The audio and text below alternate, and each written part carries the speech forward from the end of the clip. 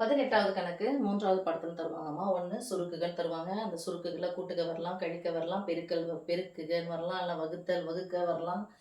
இல்ல அப்படின்னு சொன்னா, ம் என்னது விலக்கப்பட்ட மதிப்பு இது மாரி எந்த கேள்வி வேணாலும் கேட்கலாம். ஸோ 2 மார்க்ல அவங்க கேட்டிருக்கிறது கூட்டுகன்னு கேட்டிருக்காங்க. என்ன கூட்டுகன்னா நடுவுல கூட்டல் குறிக்கா பாருங்க இருக்கு. ஸோ நடுவுல பிளஸோ, மைனஸோ இருந்துச்சு அப்படின்னு சொன்னா, ஒவ்வொன்றும் ஒரு உறுப்புகள். ஆனா பெருக்கல், வகுத்தல் இருந்துச்சுன்னா, ஒரு உறுப்பு கணக்கு தான். எங்க வகுத்தல் இருக்கு. அப்ப இது 2யும் சேர்ந்தா ஒரு உறுப்பு. இது 2 இதுன்னு சேர்ந்தா ஒரு உறுப்பு. மொத்தம் எத்தனை உறுப்புகள் இருக்கு? 2 உறுப்புகள் இருக்கு. இது ஃபுல்லா ஒரு உறுப்பு. x³ / x - y ஒரு உறுப்பு.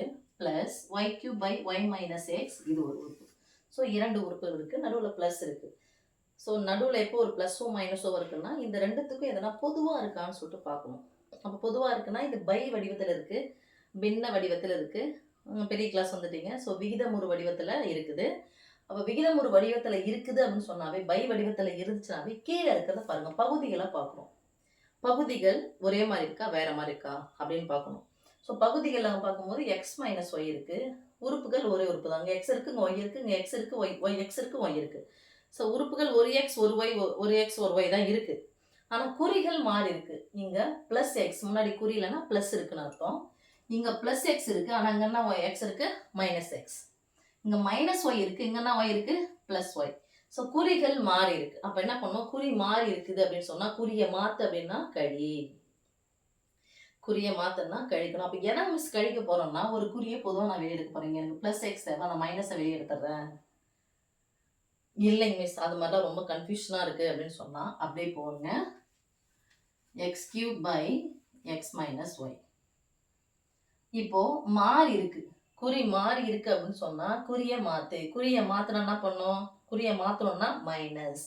அப்போ இங்க என்ன குறி இருக்குன்னு பாருங்க. பிளஸ். அந்த குறிய மாத்திருங்க. இங்க குறிய மாத்தனா இந்த குறிய மாத்தணும்னு அர்த்தம்.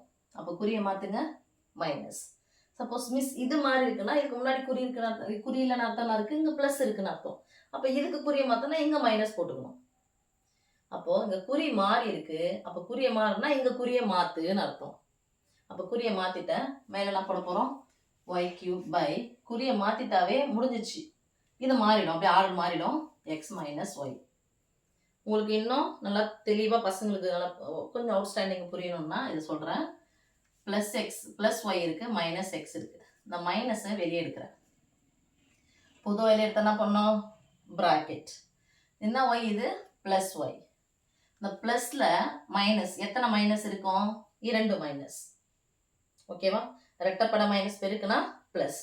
ஸோ ஒரு மைனஸ் எத்தனை பண்ணா இருக்கும்? மீதி உள்ள ஒரு மைனஸ் இருக்கும். Minus Y. இந்த மைனஸே நான் வெளியே எடுத்துட்டேன். அப்போ மீதி ஒன்றுமே இல்லைன்னா கூட இது வந்து அர்த்தம் பிளஸ் எக்ஸ்.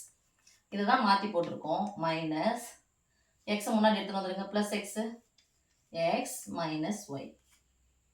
இந்த மைனஸ் தான், இந்த மைனஸ் இன்ட்டு பிளஸ் தான் நான் மாறிடுச்சு, மைனஸாக மாறிடுச்சு. அதான் குறிய மாத்துன்னு சொன்னேன். ஸோ குறிய இங்கே மாற்றிக்கினேன். இங்கே என்ன இருக்கோ அதை அப்படியே போட்டுக்கோங்க.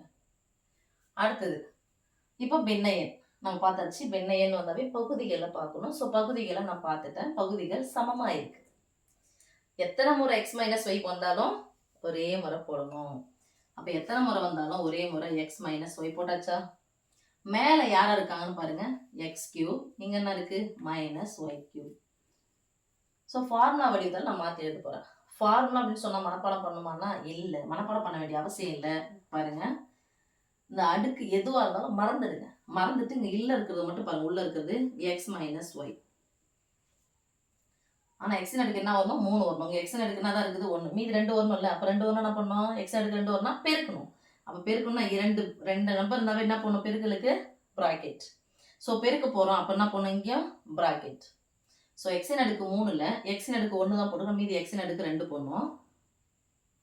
ஒய்யின் அடுக்கு 1 போட்டிருக்கேன். ஒய்யின் அடுக்கு 3 வரணும். ஸோ ஒய்யின் அடுக்கு 2 போடணும்.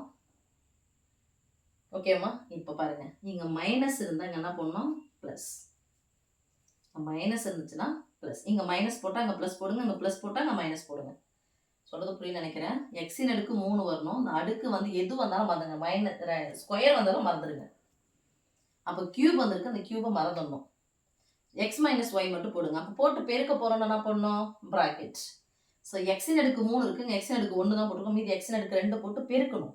அப்போ எக்ஸின் அடுக்கு 2 போட்டேன். ஒய்யின் அடுக்கு 2 3 போடணும். ஒய்யின் அடுக்கு 1 தான் இருக்கு. ஒய்யின் அடுக்கு 2 போட்டாச்சு. இங்கே மைனஸ் போட்டாங்கன்னா போட்ட சொல்லியாச்சு ப்ளஸ். இது ரெண்டுத்தையும் அப்படியே பெருக்கிக்கோங்க. எக்ஸையும் ஒய்யும் பெருக்குனா XY.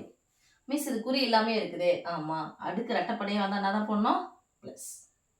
அவ்வளோதான். By x minus Y.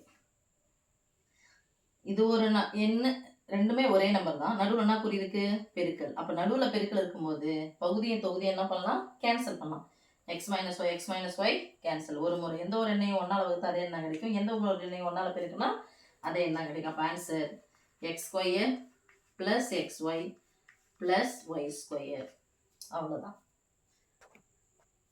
இப்போ இதில் இப்படி நீங்கள் மாற்றி எழுதிருந்தீங்கன்னா இதுக்கு ஒரு மார்க், ஆன்சருக்கு ஒரு மார்க்.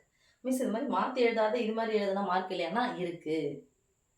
உங்களுக்கு ஆன்சர் வந்துச்சுன்னா ஒரு மார்க், இது எழுதாமல் இது எழுதினாலும் இருக்கும். ஆக மொத்தம் இந்த ஃபார்முலா எழுதிருந்தீங்கன்னா இதுக்கு ஒரு மார்க்.